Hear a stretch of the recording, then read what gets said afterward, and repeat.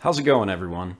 Sometime last year, I got back into game collecting. I bet you can guess when that was. I had found the prices of everything had jumped dramatically, and after biting the bullet on a few games that I really wanted to play, I decided I needed to find a better way.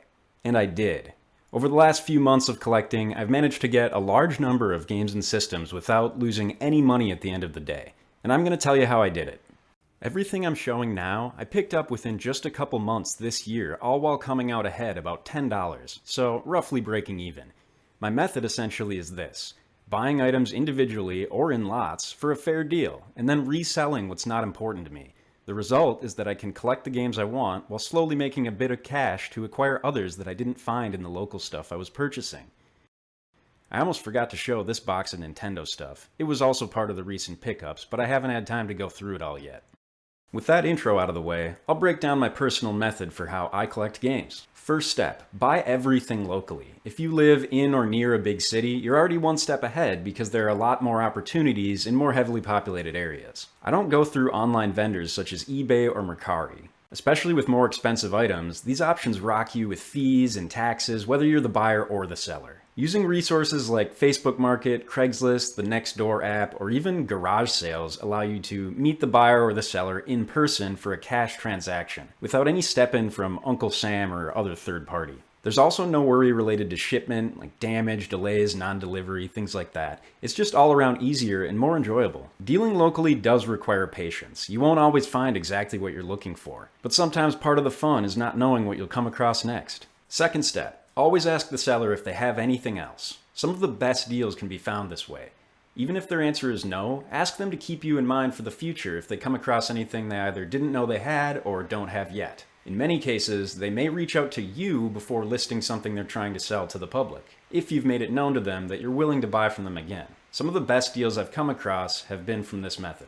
Third step, and this is the longest one, sorting and selling. After you've bought some stuff for a decent price, go through it all and separate what you want to keep versus what you're willing to let go of. For the latter category, value each item on your own using resources like eBay sold listings or price charting. Then list each item either individually or as bundles on, say, Craigslist, Facebook Market. There's a number of options here, but put them up for listing locally. Personally, I look at eBay sold listings and then I mark my items for sale at about 70 or 80% of what that is. In some cases, I just check Facebook Market and intentionally go a bit lower than what everybody else is selling the same item for, just to ensure it will sell quickly. You want to make sure you're making at least some profit on this so that you have a little cash later for the games you really want. Let me give you a recent example of the entire process. A few weeks back, I bought 3 Game Boy SPs from a nice guy on Facebook. He found them at a local small-town shop for $80, and I paid him $115. They were a little shabby, needed some cleaning up, one had a dead battery, so at the end of the day I was closer to $130 invested. When they were all fixed up, I sold each individually and made a total of about $220. Now this was a win-win-win, because win 1, the original seller made a small profit without having to put in much labor, and win 2, I made a small profit by selling them each individually. Win 3, the end buyers are all happy because now they have Game Boy SPs at about 80% of the full cost. You see what I'm getting at here? This can and should be a net positive for everyone involved. In some cases, you'll find yourself with a number of undesirable games that are difficult to sell. Things like sports games and 360 games come to mind. What I do with these is one of two things. First is bundling them with the console I'm selling. This allows me to show that the system is working with a game in the listing photos without having to say something like game not included.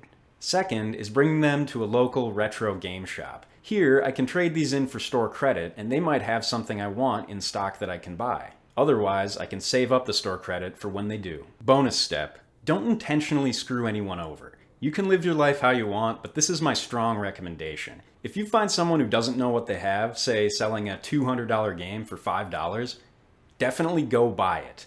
But throw a little extra on the top, say $50 in that example, just to show that you appreciate the deal you're getting enough to be a good person. Well, that pretty much covers the process. To give you a broader scale view of where I'm at personally, I'll show you a spreadsheet I made which logs my results since the start of the year. At this point, I'm down about $60, but I've added $770 in game value to my collection, where the game value is just based on the price charting average data. So using these tips I've shared, what this allows me to do is build my collection with very little financial implication at the end of the day. In this time where game prices have jumped so dramatically, so quickly, I think that's pretty cool. You may find yourself having to invest a couple $100, maybe even upwards of $1,000 to get started here, which is important to point out. So you have to be comfortable with that. That said, in my process, I don't think I've ever been under 300 at any given time. This just shows you don't have to go insane with this to see positive results. Unless you want to make it a full-time job. I don't. Last thing I want to point out, you can certainly buy and sell stuff online, especially if you're in a smaller town. This might be your only option.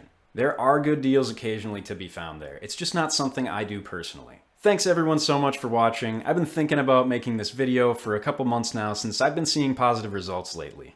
I hope you can take some of these tips and put them to work for yourself, start building your collection without breaking the bank. I figured I should start saying this. Don't forget to completely annihilate that like button and hit subscribe while you're at it.